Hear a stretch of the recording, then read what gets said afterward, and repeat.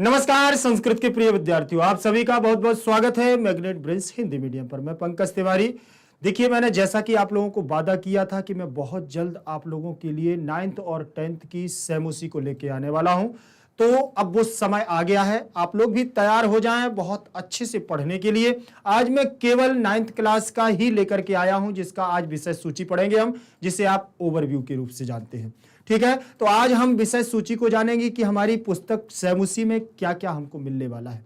सैमुसी में कौन कौन से पाठों को रखा गया है, कौन कौन से पाठों को हम पढ़ेंगे, उन पाठों का भावार्थ क्या है, उन पाठों के बारे में हमें कैसे पढ़ना है, आज हम इन पर चर्चा करेंगे आपसे। तो विलंब नहीं करेंगे, आप लोग बहुत अच्छे से अपनी पुस्तक, आपके पास जो पुस्तक है उसको भी अपने सामने रखिएगा, जिससे कि आपको पता चले कि कौन कौन से पाठ हमारे इस 9th क्लास में है और हमें किस किस पाठ को किस तरह से पढ़ना है।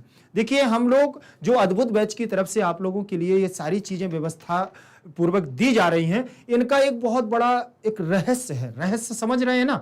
मतलब हम लोगों का जो उद्देश्य है कि इस बार जो हमारे विद्यार्थी पढ़ेंगे उनका एक अव्वल दर्जे का एक नंबर आना चाहिए। मतलब उनको ऐसा लगना चाहिए कि अद्भुत बैच ज्वाइन करके हमने बहुत अच्छा किया है। इसीलिए हम लोग अद्भुत बैच के द्वारा आप लोगों को जिस प्रकार से मैटर दे रहे हैं वो बहुत आपके लिए मायने रखता है। तो ध्यान रखना है कि सैमुसी जो हमारी है इसमें कौन कौन से पाठ हैं। सैमुसी हमारी 9th में भी है और 10th में भी है, ध्यान रख लेना। ये हमारा प्रथम भाग है। जैसा आपके पास पुस्तक होगा, पुस्तक का चित्रांकन ऐसे होगा, ऐसे आपकी पुस्तक के प्रथम पृष्ठ पर लिखा होगा सैमुसी प्रथमो भागः नवम कक्षायाः संस्कृत पाठ्य पुस्तकम, ऐसा लिखा होगा। तो आप लोगों को भी उसी प्रकार से आपकी पुस्तक जो है तो एक बार देख लीजिए कि वास्तविकता में हमारी पुस्तक यही है कि नहीं है। ठीक है ना? एनसीईआरटी के द्वारा जो हम लोगों को ये पाठ्यक्रम में हम लोगों के लिए जो पुस्तक दी गई है, इस पुस्तक में बहुत अच्छे पाठों को जोड़ा गया है जो हमारे व्यवहारिक भी हैं और हमारे सामाजिक भी हैं और हमारे पाठ्यक्रम के आधार पर तो है ही। देखिए, यहां पर भी लिखा हुआ है कक्षा 9वीं संस्कृत सैमुसी प्रथमो भागा विषय सूची। ठीक, आज केवल विषय सूची पर चर्चा करने वाले हैं। आज मैं फुल मूड बना करके आया हूं कि आज को आपको सारे एक एक पाठ पर चर्चा करूंगा और वो पाठ कैसे होंगे, वो पाठ हमारे पाठ में क्या क्या भावार्थ निकलेगा, क्या क्या इस पर वर्णन होगा, इसकी कथाएं कैसी रहेंगी, इन पर चर्चा करेंगे। ठीक है ना? और कैसे हम पढ़ने वाले हैं। देखें, यहां पर भी मैंने वही लगाया है जो आपकी पुस्तक का प्रथम पृष्ठ है। ठीक है ना? तो प्रथम पृष्ठ आपका पुस्तक का है, तो ये तो आप देख सकते हैं। ठीक, फिर यहां इस साइड में देख रहे होंगे आपकी ऊपर लिखा हुआ है सैमुसी प्रथमो भागा। ठीक, ये लिखना एक तरह से एक फॉर्मेट होता है जिससे कि आपको पता चल सके कि हम कौन सा सब्जेक्ट कैसा पढ़ रहे हैं, क्या पढ़ रहे हैं। ठीक है, फिर सबसे महत्वपूर्ण बात तो ये है कि हमारे पाठ के अंदर हमारी विषय सूची या विषय क्रमणिका लिखा होगा।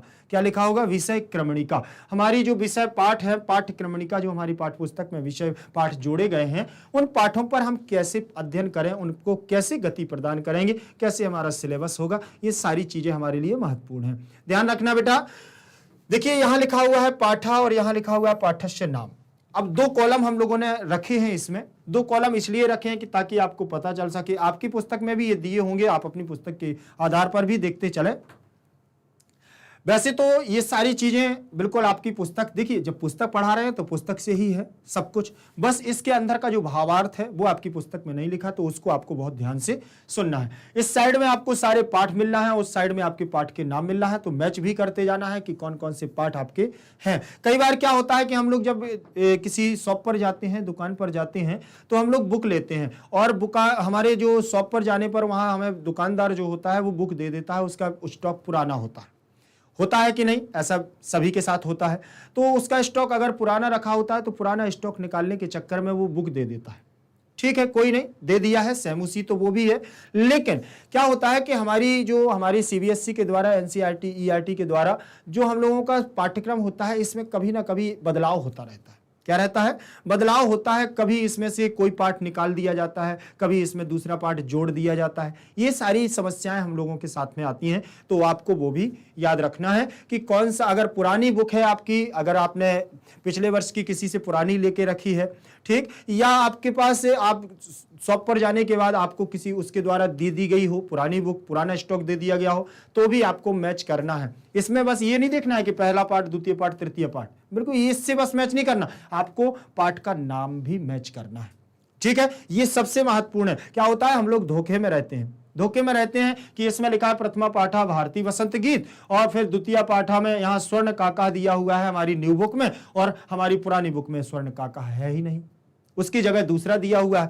तो ये सारी चीजें आपकी ना हो तो एक बार आपको मैच कर लेना है। ठीक, अब पहली बात तो मैं आपको बता रहा हूं, जो अगर ऐसा है कभी आपके पास अगर धोखे पुरानी बुक है किसी से, कभी क्या होता है हम रिलेशनशिप में जो हमारे रिश्तेदार होते हैं, हमारा कोई मौसी का लड़का होता है, फूफा का लड़का होता है, वो पढ़ता रहता है, उससे हम ले लेते हैं पुरानी बुक, तो आपको बिल्कुल परेशान नहीं होना है। पहले आपको देखना है कि केवल इसमें से, जैसे कभी टोटल पाठ अगर बात करें तो उसमें पुरानी बुक में हमारे हो सकता है 12 पाठ थे, इसमें हमारे 10 बचे हुए हैं, तो देख लेना है कि जो पाठ उसमें नहीं है तो उसमें कट करते जाना है। अब ये नहीं कि तत्काल आपने क्या है उसको तुरंत आपने बुक को बंद करके रख दिया और बस कहने लगी कि अब तो नई बुक हमें लेना है, तो ऐसा भी नहीं अपने माता पिता को परेशान करना है। पहले मैच करना है पूरी बुक को कि वास्तविकता में हमारी बुक में कौन कौन से पाठ हैं, जो हमारी नई बुक में है वो सारे पाठ हैं कि नहीं हैं, और अतिरिक्त 1-2 पाठ हैं तो उनको क्या है उसमें क्रॉस का चिन्ह लगा देना है, उनको हम लोग नहीं पढ़ेंगे, क्योंकि हमको अपडेट सिलेबस पढ़ना है जो आपके पाठ्यक्रम में आने वाला है, जो आपके पाठ्यक्रम में जोड़ा जाएगा, जो आपके द्वारा बोर्ड के द्वारा आपको दिया जाएगा, उस सिलेबस को ही हमको लेकर के चलना है। सबसे महत्वपूर्ण मैंने आपको बता दिया है। तो ऐसी कभी परिस्थितियां आती हैं, पुराने हम लोग कहीं ना कहीं से एडजस्ट करके बुक को ले लेते हैं, तो ये सारी समस्याओं का भी मैंने आपको सॉल्यूशन बताया है कि किस प्रकार से आप लोगों को मैनेज करना है। अब रही बात, मैं आपको बताने वाला हूं कि जो पहला पाठ हमारे यहाँ पाठ रहेंगे, यहाँ पाठ का नाम रहेगा, तो इनमें हम लोग कैसे पढ़ने वाले हैं उन पर चर्चा करेंगे। यहाँ लिखा हुआ है प्रथमा पाठा, सबसे पहले बात करेंगे तो यहाँ प्रथमे पहले पाठ में दिया हुआ है भारती वसंत गीत, दिया है ना भारती वसंत गीत। अब भारती वसंत गीत में आपने देखा है कि इसमें हमारे श्लोक्स वगैरह रखे गए हैं, गीत है तो निश्चित है कि इसमें पद्य होंगे। ठीक, जब गीत की बात करें तो गीत गाने की होती है, गीत गाए जाते हैं, तो इस श्लोकों को भी हम कविता कहानी के माध्यम से क्या करते हैं अध्ययन करते हैं, तो उनको हम उसी प्रकार से पढ़ेंगे जैसे गीत को गाया जाता है, वैसे ही हम श्लोकों को भी बढ़िया से लय युक्त करके, लय युक्त समझ रहे हैं ना, जिस प्रकार से गाने गाए जाते हैं बिल्कुल एकदम एक सुर एक ताल एक लय को लेकर के, उसी प्रकार से हम उन श्लोकों को पढ़ने वाले हैं। किसमें? भारती वसंत गीत में। अब इसकी बात करते हैं कि भारती वसंत गीत में हम पढ़ेंगे क्या क्या। ठीक, भारती वसंत गीत तो नाम से स्पष्ट होता है कि कहीं ना कहीं हमारी ये भारत माता की बात कर रहे हैं, तो इससे संबंधित होंगे, भारत भूमि से संबंधित होंगे। ठीक, इस हमारे राष्ट्र से संबंधित गीत भी होंगे। अब और क्या हो सकता है इसमें, अब बात करें कि इसको हम पढ़ेंगे कैसे, तो जैसे हर पद को पढ़ने के बाद एक पद होता है, श्लोक होता है, उसका अन्वय करके अन्वय करेंगे हम, अन्वय का अर्थ जानेंगे, उसका पूरा अर्थ जानेंगे, अर्थ जानने के बाद हम उसका शब्दार्थों को जानेंगे, एक एक शब्द को जानेंगे, शब्दार्थ को जानने के बाद हम देखते हैं कि उसमें और क्या क्या है, तो इन सारी चीजों को हम भारती वसंत गीत की महिमा के रूप में पढ़ेंगे प्रथम पाठ में। ठीक है ना, इसका हम भावार्थ भी देखेंगे, प्रसंग भी देखेंगे, कहां से लिया गया है, कहां से कैसे इसको पढ़ने वाले हैं, तो सारी चीजों पर हमें चर्चा करना है और क्या क्या हमारे इस पाठ में मिलने वाला है, और बहुत अच्छे से हम लोग पढ़ने वाले हैं, ध्यान रखना है। क्योंकि सेम उसी, देखिए आप लोगों ने ऐसा नहीं है, आपके पास पुरानी भी चीजें, पुरानी पुस्तक रखी होंगी, आपने कभी किसी से नोट्स वगैरह भी लेके रखा होगा, तो जब अपडेट होता है, किसी चीज का अपडेट होता है, तो ये वो साल दूसरा था अब साल दूसरा है, वो साल दूसरा था अब साल दूसरा है। ठीक है ना, तो ये वो समय दूसरा था अब समय दूसरा है। कई बार तो इन लोगों ने लॉकडाउन में कोरोना के टाइम पर अध्ययन किया है, तो ऐसे ही अध्ययन करके रखा है।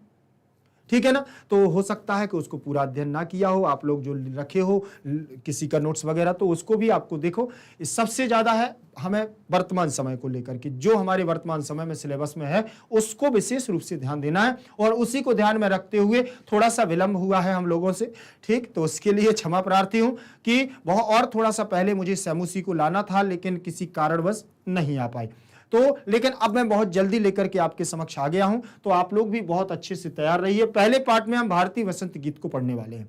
ठीक, द्वितीय पाठा लिखा हुआ है, द्वितीय पाठा में लिखा हुआ है हमारा स्वर्ण काका। क्या लिखा है बेटा? स्वर्ण काका। स्वर्ण काका का मतलब, स्वर्ण मतलब सोना और काका मतलब कौवा, अर्थात सोने का कौवा, कौवा। ठीक, कौवा जानते हैं ना, सोने का काला कौवा काव काव काव बोलता है। स्वर्ण काका, या सोने के काऊ की कहानी पर हम चर्चा करेंगे, और इसमें भी हम बहुत मनोरंजक कहानी इसमें जोड़ी गई है, जो हमें यहाँ पर दी गई हैं जिनको हम पढ़ेंगे। ये सामाजिक तौर से भी हमारे लिए बहुत महत्वपूर्ण है, पाठ्यक्रम में तो हम पढ़ेंगे ही। इससे हमें समाज का भी ज्ञान मिलेगा कि सोने का कौवा कैसे हो सकता है। सोने के कौवे में पाठ का नाम दे दिया स्वर्ण काका, तो आखिर सोने का कौवा कैसा है, कैसा मान लिया यहां सोने का कौवा, इस पर हम बहुत अच्छे से चर्चा आपसे करेंगे, ठीक है ना। तो मैं आपको आज केवल विषय सूची को लेकर के आया हूं, इसलिए इसके अंदर ज्यादा जाने की कोशिश नहीं कर रहा हूं, जिससे कि आपका समय नहीं, क्योंकि इसमें ज्यादा समय लेना व्यर्थ है। आपको भी बहुत अच्छे से पढ़ना है, ठीक। तृतीय पाठ है, तीसरा पाठ जो हमारा है, तीसरे पाठ को हम पढ़ेंगे। तो इसमें दिया हुआ है गोदोहनम। गोदोहनम, गोदोहनम, गोदोहनम मतलब समझ रहे हो, गोद हो गया है और ओहनम, गोहनम, ठीक, गोदोहनम। तो ये कहीं ना कहीं हमारे लिए उस प्रकार से है कि जिसे हम गोदहननम, हम अपने गोद के अंदर किसी को बैठालते हैं, उससे प्रेम करते हैं और उसको हम ओहनम करते हैं, गोद ओहनम। अब यहां पर हो गोद ओहनम, ऐसा ऊह धातु, ठीक है ना, और प्रकाशित करने के लिए। तो इन पर हम इस पाठ में भी चर्चा करेंगे कि किस प्रकार से हमें समाज को प्रकाशित करना है। जो हमारा चतुर्थ पाठ है, चतुर्थ पाठ, तो चतुर्थ पाठ तो दिया हुआ है सूक्ति मौक्तिकम, ठीक। मुक्ति, मुक्ति, मौक्ति, मौक्ति दिया हुआ है। देखो सूक्तिम माने सूक्तियां, और जो किसी के द्वारा, सूक्तियां क्या होती हैं, आपने हिंदी में एक बात पढ़ी होगी, लोकोक्तियां और मुहावरे पढ़े हैं ना। उसी लोकोक्ति मुहावरे को संस्कृत में हम सूक्ति कहते हैं, जो छोटे से शब्दों में बहुत कुछ कहने की क्षमता रखते हैं। इसी प्रकार तो लोकोक्ति मुहावरे होते हैं, गागर में सागर भरना, छोटे छोटे शब्दों के द्वारा सीधा सीधा बोल दिया जाता है तो बहुत सारी बात होती है, ठीक। तो उसी प्रकार से सूक्ति, मौक्ति सूक्ति यहां होंगी, माधुर्य सूक्ति होंगी, अच्छी सूक्तियां होंगी, नीतिगत सूक्तियां होंगी, जो किसी ना किसी ग्रंथ के द्वारा यहां पर अवतरित करके ली गई होंगी, जिनसे हमें बहुत कुछ ज्ञान मिलने वाला है। ध्यान रखना बेटा कि हम जो जो पाठ पढ़ने वाले हैं, आपको टिक जरूर करते जाना है अपनी बुक में कि हम लोग इस पाठ का अध्ययन करेंगे, और बहुत जल्द हम इसका सिलेबस भी आपको आगे बढ़ने वाले हैं, क्योंकि अब तो शुरुआत मतलब शुरुआत, अब इसमें कोई विलंब नहीं होगा, अब तो बस गाड़ी दौड़ेगी, ठीक, 80 की स्पीड से। ध्यान रख लेना। अब पंचमः पाठ क्या दिया हुआ है, पंचमः पाठ भ्रांतो, भ्रांतो बाला, भ्रांता माने होता है डरा हुआ, बाला माने बालक, भ्रांता बाला, ठीक है ना। तो डरा हुआ बालक है, ठीक, और भयभीत बालक कह सकते हैं। इसमें भयभीत बालक की एक कहानी रखी गई है और उस पर हम यहां पर क्या करेंगे, अध्ययन करेंगे, ठीक है। तो और देखिए आगे देखें, इसके आगे हमारा कौन सा है ये, अब हमारा षष्ठम पाठ आ गया है। क्या आया है, षष्ठम पाठ। षष्ठम पाठ में हमें क्या मिलेगा, देखिए षष्ठम पाठ का मतलब षष्ठ, छठवां पाठ हमारा क्या होगा। 5 पाठों पे हम चर्चा किए हैं, 5 पाठों के बाद हमारा छठवां पाठ है लोह तुला।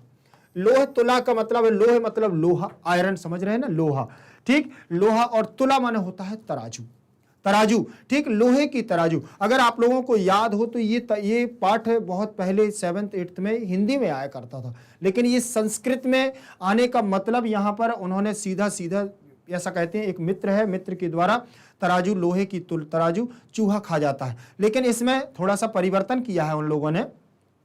उसमें एक मित्र था, वो व्यवसाय करने के लिए बाहर विदेश जाने लगता है, तो अपनी तराजू, लोहे की तराजू अपने मित्र को दे जाता है, और मित्र होता है लालची। उनका मित्र क्या हो, लालची है, और वो तराजू रख देता है, और जब वो लौट के आता है कहता भाई मेरी तराजू दे दो, तो वो कहता है कि नहीं, तुम्हारी तराजू तो चूहे खा गए। अब लोहे की तराजू को कौन खाएगा, चूहा खाएंगे, दांत टूट जाएंगे चूहे के, ठीक। तो ऐसे है लोहे तराजू, लोहे की तराजू, इस पर हम कहानी इस पर पढ़ेंगे, बहुत अच्छी कहानी इस पर मिलेगी आपको, ठीक। लोह तुला, लोहे की तराजू। फिर इसमें दिया हुआ है सप्तमः पाठ, 7वां पाठ जो हमारा बेटा रहेगा, 7वें पाठ में हम पढ़ेंगे सिकतासु, सिकता सेतु, ठीक। सिकता माने, सिकता सेतु का समझ रहे हो ना, रेत के महल ऐसा कहते हैं, रेत का पुल, ठीक। सिकता माना होता है वो बालू, रेत, रेत समझ रहे ना, मिट्टी जैसे धूल, बिल्कुल धूल कह सकते हैं, ठीक। वैसे तो आप सिकता सेतु कह सकते हैं, रेत का पुल, ठीक, रेत का पुल। सेतु माने होता है पुल या ब्रिज, आप ब्रिज इंग्लिश में समझ सकते हैं, ठीक, और पुल भी आप समझते हैं, ठीक, ऐसा नहीं है। कभी कभी क्या है, उसको सेतु बोलते हैं, जैसे राम सेतु का नाम सुना होगा आपने, और एक अभी वो क्या है, उनकी अक्षय कुमार की राम सेतु मूवी आई थी, तो सेतु मतलब क्या है, पुल से संबंधित बात की गई है। और सिक्ता माने होता है बालू या रेत, तो रेत का पुल यहां पर ऐसा यहाँ वर्णन करेंगे। इस पाठ में मिलेगा आपको बहुत सारी चीजें, अच्छी अच्छी चीजें जानने को मिलेंगी। तो तैयार रहना है आप लोगों को, बहुत मजा आएगा पढ़ने में। संस्कृत को वैसे आप लोग समझ तो रहे हैं, आप लोगों ने देखा भी है, और मैं आप लोग मुझे जानने भी लगे हैं। अब क्या है कि शुरुआत में हो सकता है आप लोगों ने ना जाना हो, लेकिन अब जो हमारे विद्यार्थी एनसीईआरटी वाले हैं, ठीक है ना, जो हमारे सीबीएसई बोर्ड के द्वारा जो हमारी बुक चलती है उसके द्वारा अब आप लोग भी समझने लगे हैं कि अब हमको क्या क्या पढ़ना है और बस अच्छे से तैयार करना है। देखिए अष्टम पाठा दिया हुआ है, इसमें है जटायुः शौर्यम। जटायुः आपने सुना होगा, जटायु, ठीक, उसी जटायु। और एक और जटा का पर्यायवाची केस भी होते हैं, बाल होते हैं, जैसे भोलेनाथ की जटाएं, ठीक, वो भी जटा होता है। लेकिन यहाँ शौर्य वीरता की बात की गई है, तो जटायु की वीरता की बात की गई है कि माता सीता का जब हरण हो रहा था तो उस समय जटायु ने कितनी अपनी शौर्य वीरता को दिखाया था। तो यहाँ पर भी हम उसी का वर्णन करेंगे और बहुत अच्छे से इसके वर्णन में हम लोग पढ़ेंगे भी। ध्यान रखना, नवम पाठ, नौवां पाठ जो हमारा होगा, तो नौवें पाठ में भी देखिए अब दिया हुआ है, पाठ का नाम है हमारा पर्यावरणम। हमारा नौवें पाठ का पाठ का नाम है वो है पर्यावरणम। अब पर्यावरण की बात तो क्या है आपसे कहना है, आप लोग भी अच्छी तरह से जानते हैं। आप लोग, ऐसा नहीं है, कहीं ना कहीं और सब्जेक्ट में भी कहीं ना कहीं आपको पर्यावरण का वो मिल रहा होगा, पाठ मिल रहा होगा, ठीक है ना, एनवायरमेंट। तो अब मैं बात करूं पर्यावरण की, तो पर्यावरण कहां कहां से होता है, पर्यावरण में क्या क्या मिलने वाला है आपको। तो पर्यावरण देखिए, सबसे पहली बात तो करें कि ध्वनि के द्वारा भी हमारा पर्यावरण, ध्वनि प्रदूषण होता है ना, तो आवाज के द्वारा भी हम पर्यावरण को स्वस्थ रख सकते हैं अगर लिमिट में हम अपनी ध्वनि को रखें, ठीक। फिर इसके बाद गाड़ी वाहनों से भी हमारा पर्यावरण दूषित होता है। पेड़ वृक्षों को काटने से भी हमारा पर्यावरण दूषित होता है। नदी नालों में गंदगी करने से भी हमारा पर्यावरण दूषित होता है, ठीक। समाज में बढ़ती हुई आबादी के द्वारा भी हमारा क्या हो रहा है, पर्यावरण दूषित हो रहा है। अगर हम ये हमारा जो वेस्ट कचरा है ना, जो हमारा, ठीक है ना, जो हमारा कचरा है वगैरह है, जो गंदगी है, इन सारी चीजों पर यहाँ चर्चा करेंगे पर्यावरण के बारे में कि पर्यावरण को स्वच्छ कैसे रखना है, पर्यावरण दूषित किस किस से होता है, इनको हमें इनकी रोकथाम के लिए क्या क्या करना है, वो सारी चीजें हम इस पर चर्चा आपसे करेंगे। देखिए चैप्टर का एक्सप्लेनेशन, उसका भावार्थ और उसका सॉल्यूशन, ये सारी चीजें हर पार्ट में हम रखेंगे। उसके हम कुछ बहुविकल्पीय प्रश्न भी रखेंगे, कुछ हम परीक्षा उपयोगी प्रश्न भी रखेंगे। तो इस प्रकार से लेकर के हम आपका मैनेज करके चलेंगे, क्योंकि जो आपके पाठ्यक्रम में बोर्ड के द्वारा निश्चित किया जाएगा। अब तो क्या है कि 9th हो या 10th हो, बोर्ड के द्वारा, आप पता है आप लोगों को कि बोर्ड के द्वारा आपको पेपर दिया जाता है 9th वालों के लिए, ठीक। 10th वालों का तो आता ही है, ठीक। अब देखेंगे 10वां पाठ, हमारा जो 10वां पाठ रहेगा, 10वां पाठ, इसमें दिया हुआ है वांग मनः प्राण स्वरूपम। वांग मन होता है वाणी, ठीक। वाणी और मन जो हमारी है वो प्राण स्वरूपम है। अगर हम वाणी को साध करके चलेंगे, मन को साध करके चलेंगे इस प्राण स्वरूप को, तो हमारा क्या है, जीवन कैसा रहेगा, इसमें हमें कैसे चलना है, कैसी वाणी बोलना है, मन को कैसे हमें प्रसन्न रखना है, मन कैसा होता है, इन सारी चीजों पर हम चर्चा करेंगे। और बहुत सारी चीजें आपको मिलने वाली हैं। सैमुसी आप लोगों को बहुत कुछ दे करके जाएगी, तो 9th के हमारे समस्त विद्यार्थी सैमुसी को पढ़ने के लिए रेडी हो जाएं। बहुत जल्द आपके लिए ये सैमुसी हम क्या है, आपका आज ओवरव्यू लेकर के आए हैं, विषय सूची पर हमने चर्चा की है बहुत। और अब जो अगला आपके लिए पाठ आएगा वो सीधा पहले पाठ से ही हम लोग प्रारंभ करेंगे। तो बहुत बहुत आप लोगों के लिए बहुत खुशी की बात है ये कि अब आपकी क्या है, सैमुसिक 9th की तो प्रारंभ हो ही गई है, ठीक है ना। तो अब आपको ज्यादा डरने की और किसी चीज की डरने की बात नहीं है। और इसके बाद अब मैं बहुत जल्द इसका आगे का वीडियो लेकर के आऊंगा। तब तक के लिए अद्भुत बैच आपके लिए थैंक यू बोल रहा है, धन्यवाद बोल रहा है।